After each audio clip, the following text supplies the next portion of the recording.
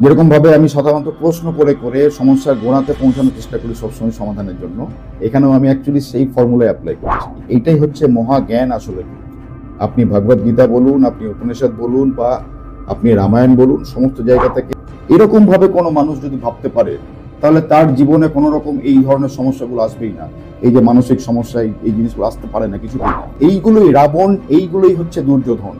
এইটাই তো বুঝতে হবে। গীতা এবং রামায়ণ আমাদেরকে এইটাই বোঝাচ্ছে। আর যে ব্যক্তি নিজের ইমোশনকে ইনভলভ করে দেয় কোনো জায়গাতে, বা তার কাজের জায়গাতে, বা তার জীবনে, এবং সে যদি তার ইমোশন দ্বারা চালিত হয়, তার চেতনার দ্বারা চালিত না হয়, তাহলে তার জীবনে ঘোর দুঃখ ছাড়া কিচ্ছু নেই। Emotion, right? ইমোশন বলতে আমরা সেটাই বুঝি যে একটা ভালো অর্থে জিনিস আমরা বুঝি। সাধারণত প্রচলিত অর্থে আমরা ইমোশন বলতে এটাই বুঝি যে সে প্রচন্ড দয়ালু, প্রচন্ড কাইন্ড হার্টেড মানুষ, এইরকম ধরনের যারা মানুষ হয় তারা একটু ইমোশনাল হয়। প্রচলিত অর্থে ইমোশন বলতে আমরা সাধারণত এটাকে বুঝি, কিন্তু এটা পুরোপুরি সত্যি নয়। এটা হচ্ছে আংশিক সত্যি। পুরোপুরি সত্যি হচ্ছে এটাই, ইমোশন বিভিন্ন রকম টাইপের হয়। একটা পজিটিভ, একটা নেগেটিভ, এরকম টাইপের বিভিন্ন রকম ইমোশনাল হয়। যেমন আপনি যেগুলোকে ইমোশন ধরে ভাবছেন, বা যেগুলো আমরা সাধারণত ইমোশন ভাবি প্রচলিত অর্থে, এই যে প্রচন্ড দয়ালু, প্রচন্ড কাইন্ড হার্টেড, যেমন আপনি বলছেন আপনার ভেতরে ভেতরে একটা গিল্টি ফিল হচ্ছে, তো এইগুলো হচ্ছে পজিটিভ ইমোশন। এই পজিটিভ ইমোশন ছাড়াও আরেক ধরনের ইমোশন থাকে, সেগুলো হচ্ছে নেগেটিভ ইমোশন। সেগুলো হচ্ছে রাগ, ক্রোধ, লোভ, কোনো কিছু পাওয়ার ইচ্ছা, এগুলোকে বলা হয় নেগেটিভ ইমোশন। তো মানুষের মধ্যে এই পজিটিভ এবং নেগেটিভ ইমোশন দুটোই থাকে। এই নেগেটিভ ইমোশনগুলোকে আমরা সাধারণত বলি যে এইগুলো খারাপ ব্যক্তির লক্ষণ, কিন্তু আসলে সেও কিন্তু ইমোশনাল।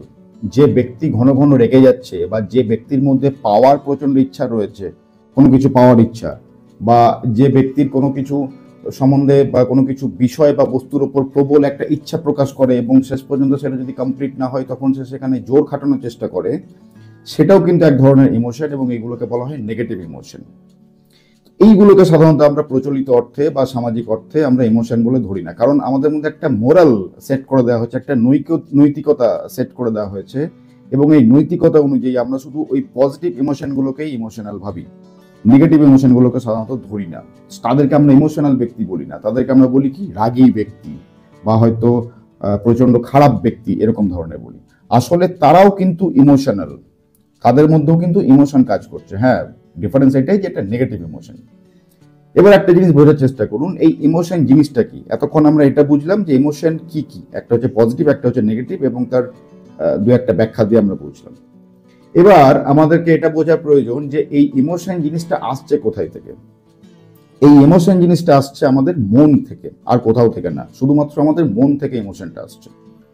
যেরকম ভাবে আমি সাধারণত প্রশ্ন করে করে সমস্যার গোড়াতে পৌঁছানোর চেষ্টা করি সবসময় সমাধানের জন্য, এখানেও আমি অ্যাকচুয়ালি সেই ফর্মুলায় অ্যাপ্লাই করছি। তো ইমোশন এলো কোথায় থেকে? মন থেকে। এবার মন কোথায় থাকে? মন থাকে আমাদের শরীরের মধ্যে। আর শরীর কি? শরীর হচ্ছে একটা প্রকৃতি। এবার আরেকটা জিনিস বোঝার চেষ্টা করুন, এখানে পর্যন্ত চলে এলাম আমরা, শরীর হচ্ছে একটা প্রকৃতি, অর্থাৎ ইমোশন কিন্তু প্রকৃতিরই একটা অংশ। এবার প্রকৃতি বলতে আমরা আবার প্রচলিত অর্থে কি বুঝি? প্রকৃতি বলতে আমরা নদী, নালা, গাছপালা, পশু পাখি, আকাশ, জল, বাতাস, এই সমস্ত আমরা বুঝি। শরীরও যে একটা প্রকৃতিরই একটা অংশ, এটা সাধারণত আমরা মানতেই চাই না। সাধারণত নয়, 99.99% কেসে আমরা এটা মানতেই চাই না যে মানুষের শরীর হচ্ছে প্রকৃতিরই একটা অংশ। আমাদের এই সমস্ত নৈতিক শিক্ষার দ্বারা আমাদেরকে এটা তো শিখিয়ে দেওয়া হয়েছে যে প্রকৃতির যেরকম ভাবে চলতে চাই তাকে সেরকম ভাবে চলতে দেওয়া উচিত, প্রকৃতিতে হস্তক্ষেপ করা উচিত নয়, কারণ সেখানে তাহলে প্রকৃতির রুষ্টের সম্মুখীন হতে পারে আমাদেরকে।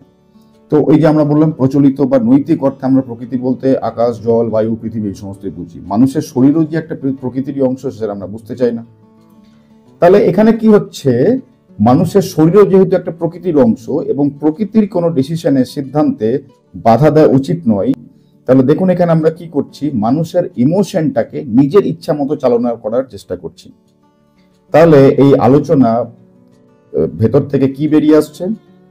আমরা কোনো মানুষকে নিজের মতো করে চালানোর চেষ্টা করছি, মানে আসলে আমরা যেটা করছি সেটা হচ্ছে প্রকৃতিকে তার মতো করে চলতে দিচ্ছি না, প্রকৃতির উপরে আমরা আমাদের ইচ্ছাটাকে চাপিয়ে দিচ্ছি। এই যে আমরা আমাদের ইচ্ছাটাকে চাপিয়ে দিচ্ছি, যেরকম ভাবে আপনি বলছেন যে আপনারও তো ইচ্ছা করছে এই মুহূর্তে বাবা মার সঙ্গে একসঙ্গে থাকতে, পুরো ফ্যামিলি, ঘর সংসার, শ্বশুর বাড়ি বাপের বাড়ি সব একসাথে নিয়ে সবার সঙ্গে একটা সুন্দর সম্পর্ক থাকুক, এটা আপনি চাইছেন, এটা কিন্তু আবার আপনার ইমোশন হয়ে যাচ্ছে। কিন্তু তারা এটা করতে চাইছে না, তারা বলতে আপনার বাপের বাড়ির সম্পর্কই বলুন বা শ্বশুর বাড়ির লোকজনেরাই বলুন, তারা এটা করতে চাইছে না। মানে দেখুন কি হচ্ছে, তারা তাদের মতো করে প্রকৃতিকে চালাতে চাইছে, আপনি আপনার মতো করে প্রকৃতিকে চালাতে চাইছেন। আলটিমেটলি ভেবে দেখুন কি হচ্ছে, কেউই কিন্তু নিজের ইচ্ছা মতো প্রকৃতিকে চালাতে পারছে না। না আপনি পারছেন, না আপনার বাপের বাড়ির লোকজনেরা পারছেন, আপনার বাবা বলুন বা আপনার মা বলুন, বা আপনার শ্বশুর বাড়ির লোকজনেরা পারছেন। আচ্ছা, এই দিক থেকে আবার আরেকটা সমস্যা হয়ে যাচ্ছে কি, আপনার বাবার এবং মায়ের মধ্যেও কিন্তু কাটাকাটি হয়ে গেছে, বা কথা বলা বলি নেই, বা সম্পর্ক বিচ্ছেদ হয়ে গেছে। এই দিক থেকে তারাও কিন্তু একে অপরকে কন্ট্রোল করার চেষ্টা করছে, অর্থাৎ আবার কিন্তু তারা প্রকৃতির বিরুদ্ধে হস্তক্ষেপ করার চেষ্টা করছে। আর যেহেতু আমরা জানি এটা নৈতিক শিক্ষা তো আমাদেরকে বলে দেওয়া হয়েছে, আমরা শ্রীকৃষ্ণের গীতাদূত যদি পড়ি সেখান থেকে আমরা জানতে পারি যে প্রকৃতি নিজের ইচ্ছা মতো চলবে, প্রকৃতির কাছে কোনো সিস্টেম ম্যাটার করে না, প্রকৃতি তার নিজের ইচ্ছা মতো চলতে থাকবে। হ্যাঁ, বলছি এই জায়গাটা আমি একটা বলি যে আপনি যে কথাটা বলেছেন এটা ঠিক। এটা শুধু এই আমি এটা বললাম যে আমার মা বলে যে আমার বাবার নাকি এই কথা, মানে আমার ব্যাপারে নাকি কথাগুলো বলে। এছাড়াও আমার মা এই কথাটা বলে, কিন্তু বাবা কিন্তু বলে যে মা নাকি, মানে মায়ের যে মা হয়তো সিস্টেমিক ভাবে চলতে পারে না, সিস্টেমেটিক ভাবে চলতে পারে না, বা কিছু বা সংসারের যেগুলো কর্তব্য বা দায়িত্ব সেগুলো কমপ্লিট করতে পারে না। এই ওদের মধ্যে নাকি এই মনোমালিন্যটাই হয়ে থাকে। মানে মা বলছে আমার নিয়ে হয় এই জিনিসটা, আবার বাবা কিন্তু বলে তার তার মতন করে যে সেইভাবে চলতে পারে না। ওদের এই জিনিসটা, এই যে ঘটনাটা, এটা আমি আজকে থেকে না, এটা আমি থাকা কালীনই আমি দেখেছি যে এই দুটো ওদের মধ্যে ঠিক মিলটা হয় না, এই দুটো জিনিসের। দেখুন, আপনি এই যে বললেন কথাটা, এই যে কথাটা এতক্ষণ ধরে যে বক্তব্যগুলো আপনি রাখলেন, দেখুন এই বক্তব্যগুলো এতক্ষণ ধরে আমি যেটা বোঝালাম, সেগুলোর যে ফর্মুলাটা বোঝালাম আপনাকে, সেই ফর্মুলার সঙ্গে পুরোপুরি মিলে যাচ্ছে। অর্থাৎ তারা একে অপরকে কন্ট্রোল করার চেষ্টা করছে, মানে তারা প্রকৃতির উপরে হস্তক্ষেপ করার চেষ্টা করছে। এই যে আপনি বলছেন মনোমালিন্য, মনোমালিন্য জিনিসটা কি? মনের মধ্যে ইমোশন রয়েছে, সেই ইমোশন অনুযায়ী চলা এবং সামনের ব্যক্তিকে চলতে বাধ্য করা, এটাই তো মনোমালিন্যতা, আর তো কিছু নয়। অর্থাৎ কি হলো, আমরা প্রকৃতিকে নিজের ইচ্ছে মতো করে চালানোর চেষ্টা করছি। দেখুন একটা জিনিস ভালো করে বুঝুন, আপনাকে আর একটা সহজ এক্সাম্পল দিয়ে বোঝাচ্ছি। জিনিসটা হচ্ছে এটাই যে প্রকৃতি কিন্তু তার ইচ্ছা মতো করে চলবে, প্রকৃতির কাছে ঠিক বেঠিক বলে কিছু নেই। প্রকৃতির কাছে একটা সিস্টেম আছে, সে তার সিস্টেম অনুযায়ী চলবে, সেই সিস্টেমের বাইরে সে যাবে না। সেই সিস্টেমটা ঠিক না বেঠিক সেটা প্রকৃতি জানে না। যেমন একটা এক্সাম্পল দিই, জল, জল তো প্রকৃতিরই একটা অংশ। আমরা তো বলি যে গাছপালা, নদী, জল এগুলো তো প্রকৃতির অংশ, এগুলো তো নৈতিক শিক্ষার মধ্যে আমাদেরকে শেখানো হয়। তো সুতরাং এখানে আলাদা করে বলার কিছু প্রয়োজন নেই যে জল প্রকৃতির অংশ নয়, অবশ্যই জল প্রকৃতির অংশ। তা জলের যদি বিরাট রূপ আমরা একটা দেখি, বা জলের যদি একটা সহজ রূপও দেখি, তাহলে জলের একটা ধর্ম হচ্ছে কি, জল যেদিকে গড়ানি থাকে, যেদিকে ঢালু থাকে, সেই দিকে অটোমেটিক্যালি গড়িয়ে যায়। সেটা ঠিক না ভুল সেটা কিন্তু জল বিচার করে না। এবার এই জলের বিরাট রূপটা যখন আমরা দেখতে যাব, তখনই বুঝতে পারবো এটা কত বড় ক্ষতি হতে পারে আমাদের জন্য। দেখুন জলের বিরাট রূপটা কি, বন্যা। বন্যা মানে কি, অ্যাকচুয়ালি সে জলই হলো। সে বন্যার জল কোন দিকে যাবে? যেদিকে ঢালু রয়েছে, যেদিকে গড়গড়ানি রয়েছে, যেদিকে গড়ানি রয়েছে, সেই দিকেই যাবে। এবার সেই দিকে হয়তো জনবসতি রয়েছে, একটা শহর রয়েছে, একটা গ্রাম রয়েছে।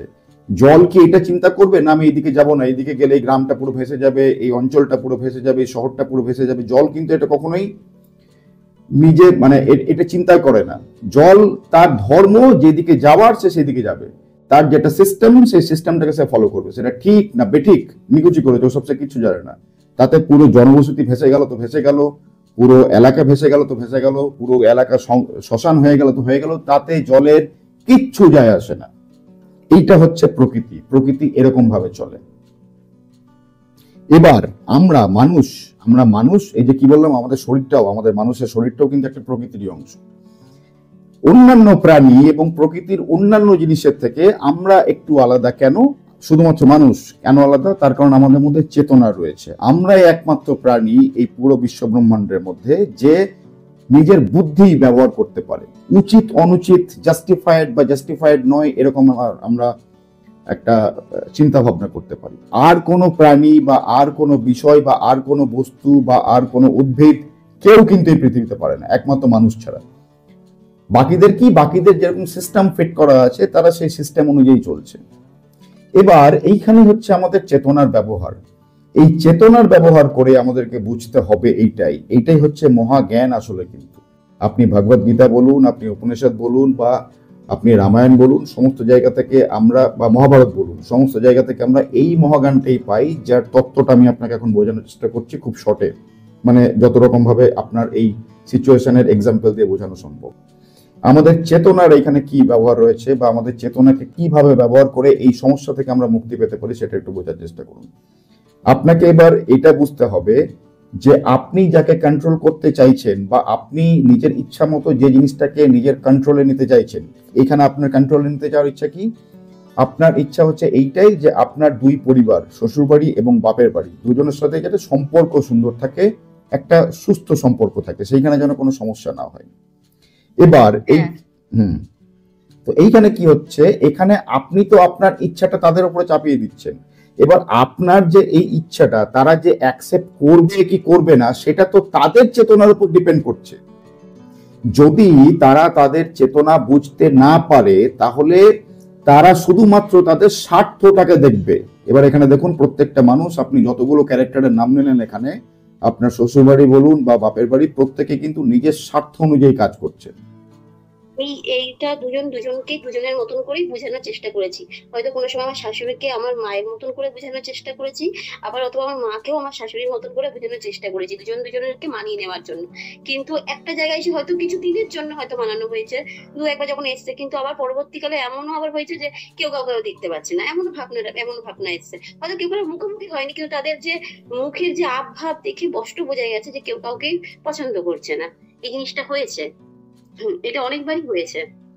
এটাই তো বলছি, এটা কেন হচ্ছে? কারণ আপনি যে দুজন ক্যারেক্টারের নাম বলছেন, আপনার মা এবং আপনার শাশুড়ি, যে দুজন চরিত্রের নাম বলছেন, তারা হয়তো দুজনেই, হয়তো নয়, আই এম শিওর, তারা দুজনেই এখনো পর্যন্ত তাদের চেতনার কথা শুনতেই পাচ্ছেন না।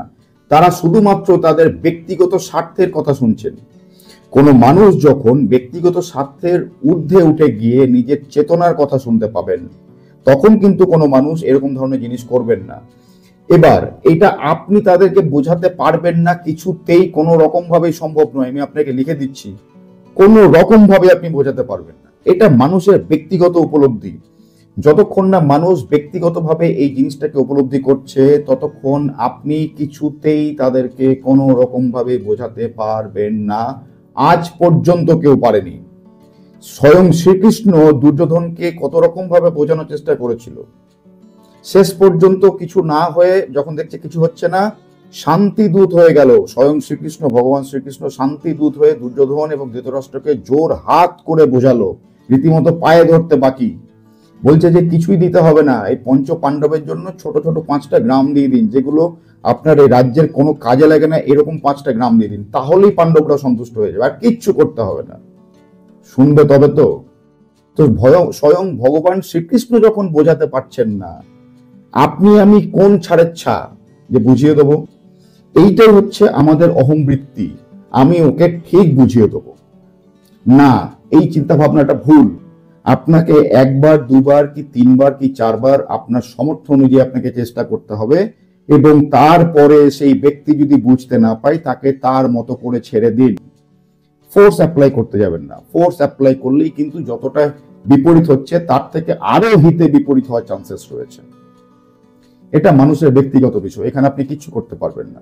যেমন আপনি বললেন যে আপনি আপনার বাপের বাড়ির অবস্থা একটু অর্থনৈতিক দিক থেকে উন্নত, এবং শ্বশুর বাড়ির অবস্থা অর্থনৈতিক দিকে তুলনামূলকভাবে একটু অনুন্নত, এবং আপনিও চেষ্টা করছেন কিছু কাজকর্ম করে, কিছু টিউশন পড়িয়ে, বা কিছু যে কোনো ধরনের কাজ করে আপনি কিছু অর্থ সঞ্চয় বা কিছু অর্থ উপার্জনের চেষ্টা করছেন।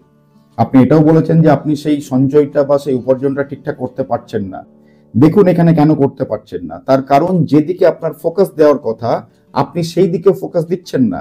যেদিকে ফোকাস দিয়ে আপনি কিছু করতে পারবেন না, আপনার সমস্ত ফোকাস কিন্তু ওই দিকে রয়েছে। বুঝাতে পারছি কিরকম ভাবে আপনি নিজেরও ক্ষতি করছেন, এবং যেটা করতে চাইছেন সেটাও করতে পারছেন না। যখনই কোনো সময় মনে করি যে আমি পড়ানোর দিকে মনোযোগ দেবো, কারণ আমি তো অঙ্ক বিষয় নিয়ে করি, আমি সায়েন্স গ্রুপে পড়াই, তো আমার সেই দিকটা প্র্যাকটিসও করতে হয়।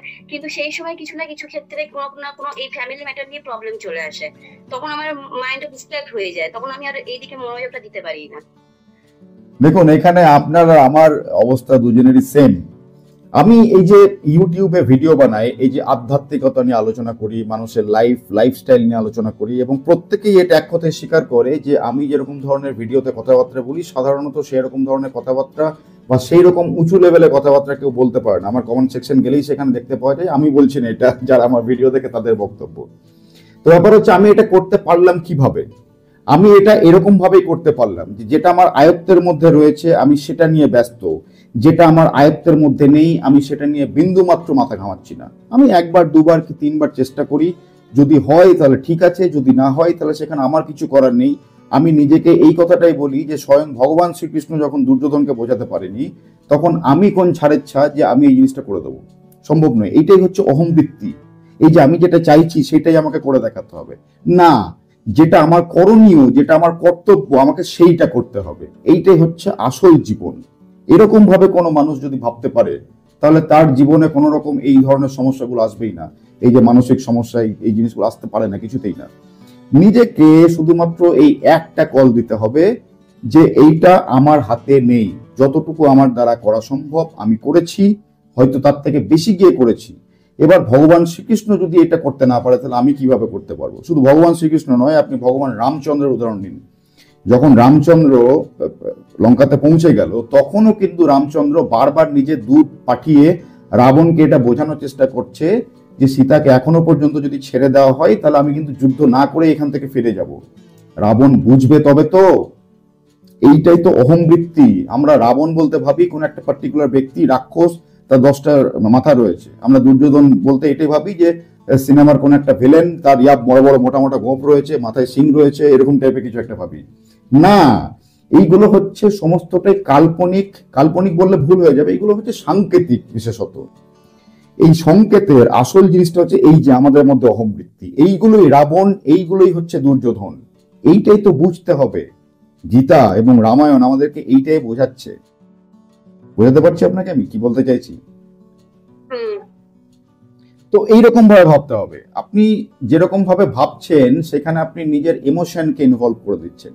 আর যে ব্যক্তি নিজের ইমোশনকে ইনভলভ করে দেয় কোনো জায়গাতে, বা তার কাজের জায়গাতে, বা তার জীবনে, এবং সে যদি তার ইমোশন দ্বারা চালিত হয়, তার চেতনার দ্বারা চালিত না হয়, এটা আমি এর আগেও ভিডিওতে বলেছি, তাহলে তার জীবনে ঘোর দুঃখ ছাড়া কিচ্ছু নেই। ব্যাপারটা হচ্ছে এইটাই, সেই ব্যক্তি বুঝতেই পারলো না যে সারা জীবন সে এমন কিছু একটা করার চেষ্টা করছে, সেটা করা সম্ভব নয়। আমি আবারও আপনাকে মনে করিয়ে দিতে চাই যে প্রকৃতি তার নিজের ইচ্ছা মতো চলবে। তার কাছে ঠিক বেঠিক, উচিত অনুচিত, ন্যায় অন্যায় বলে কিছু নেই। সে একটা সিস্টেম ফলো করে, যেমন জলের এক্সাম্পলটা দিয়ে আপনাকে বোঝালাম। ঠিক সেই রকমই মানুষ যদি তার ইমোশন দ্বারা চালিত হয়, ইমোশন কিন্তু সঠিক বেঠিক, ন্যায় অন্যায়, ঠিক ভুল এই সমস্ত মাপে না। ইমোশন শুধু এইটাই দেখে যে আমার স্বার্থে কি রয়েছে, অর্থাৎ ওইটাই তার সিস্টেম। মানে সে তার প্রকৃতি দ্বারা চালিত হচ্ছে। মানুষ সেখানে তার প্রকৃতি দ্বারা চালিত হচ্ছে, তার চেতনার দ্বারা নয়। এই কারণের জন্যই 99.99% মানুষ আজ পৃথিবীতে বলুন, বা ভারতে বলুন, বা আমাদের পশ্চিমবঙ্গে বলুন, বা আমাদের এলাকাতে বলুন, আজ 90.99% মানুষ এই একটা কারণের জন্য শুধুমাত্র দুঃখী। তারা ইমোশন থেকে বেরিয়ে আসতে পারছে না, কিছুতেই বেরিয়ে আসতে চাইছে না বলতে গেলে। এইটাই হচ্ছে শুধুমাত্র সমস্যা। সুতরাং আপনার এখানে একটাই করণীয়, আপনার বাপের বাড়ির মানুষজনদেরকে আপনি একবার দুবার তিনবার ভালো করে বুঝিয়ে দিন, যতটা আপনার দ্বারা সম্ভব। দরকার হলে তার থেকে ভালো করে বোঝান, শ্রীকৃষ্ণের মতো শান্তি দূত হয়ে গিয়ে দরকার হলে জোর হাত করে বোঝান। আপনার শ্বশুর বাড়ির ব্যক্তিদেরকেও একবার দুবার তিনবার বুঝিয়ে দিন, দরকার হলে ওই আবার শ্রীকৃষ্ণের মতো গিয়ে শান্তি দূত হয়ে জোর হাত করে বোঝান।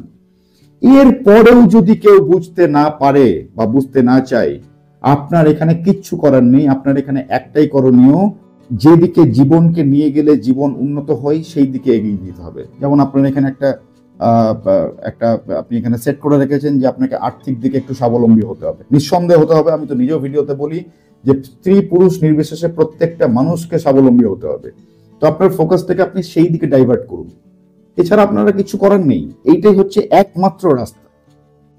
কিন্তু এই যে আপনি বললেন যে বোঝানোর কথাটা, আমি 12 বছর ধরে এই কাজটাই করে আসছি, কিন্তু এখন এমনই পরিস্থিতি বা এমনই বলতে গেলেন হাত থেকে বেরিয়ে গেছে, হয়তো দুজন দুজনের প্রতি বোঝানোর আর কোনো জায়গাটাই হয়তো নেই। মানে এমন কিছু হলো না, এমন কিছু সিচুয়েশন ঘটে গেছে, এইটা নিয়ে আমি প্রচন্ড হেজিটেট ছিলাম। তো আমি যে আপনার ভিডিওগুলো কিছুদিন আগেই দেখতে পেয়েছি, তারপর থেকে আমি সমস্ত ভিডিও আপনার দেখি। তারপর আপনি পার্সোনাল কনসাল্টিং করেছেন, তখনই আমি আপনাকে এই জন্য কন্ট্যাক্ট করে কনসাল্টিং এর জন্য করলাম যে এটা প্রচুর মানে এতটাই বেড়ে গেছে, যেরকম আপনি জলের উদাহরণ দিলেন, এতটা পর্যন্তই গড়িয়ে গেছে যে এটা হয়তো আর দুজন দুজনকে বোঝানোর জায়গাটাই আর কি নেই। আর যদিও বা বোঝাই হয়তো সাময়িক কিছু দিনের জন্য হবে, আবার সেই যেই তো সেই হয়ে যাবে। ওই জায়গাটা নেই, আর ওই পরিস্থিতিটাই নেই। আমি শুধু জলের এক্সাম্পল করি, আমি প্রকৃতির যে কোনো এক্সাম্পল দিয়ে আপনাকে বুঝিয়ে দিতে পারি। আপনি জল নিন, আগুন নিন, বাতাস নিন, প্রকৃতির যে কোনো একটা আইটেম নিয়ে নিন, দেখুন সে তার একটা সিস্টেম অনুযায়ী চলে। আগুন কি এটা কখনো ভাবে না বাড়িতে আমি লাগবো না, এখানে বাড়িতে যদি লেগে যায় তাহলে বাড়িটা পুরো ছারখার হয়ে যাবে, এই বাড়ির মধ্যে প্রচুর মানুষ রয়েছে তারাও মরে যাবে? আগুন তো এটা ভাবে না। আগুন কি এটা ভাবে? আগুন ভাবে না। আগুন তার সিস্টেম অনুযায়ী চলছে, যেখানে জ্বালানি পাবে সে সেখানে জ্বলতে শুরু করে দেবে। সে মানুষ না মানুষের বাড়ি না টাকা পয়সা সে থোড়ি জানে, তো জানে না এই সমস্ত।